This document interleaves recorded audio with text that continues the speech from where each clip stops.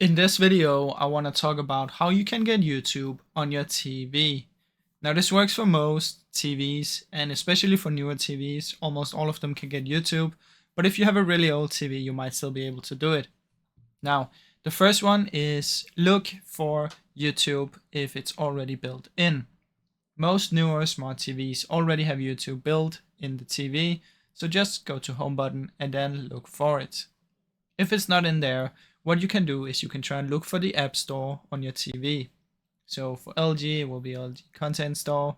There's also Google Play Store, Samsung Smart Hub, just a place where you can download apps.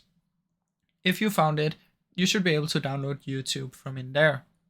Now, if that's still not available, if you cannot do any of these, sometimes you can use streaming devices.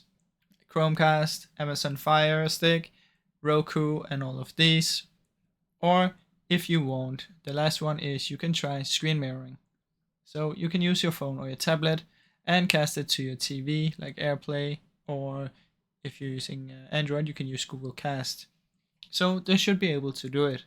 Now, I really hope you enjoyed this short video. If you did, please leave a like and subscribe, as it helps me out a ton.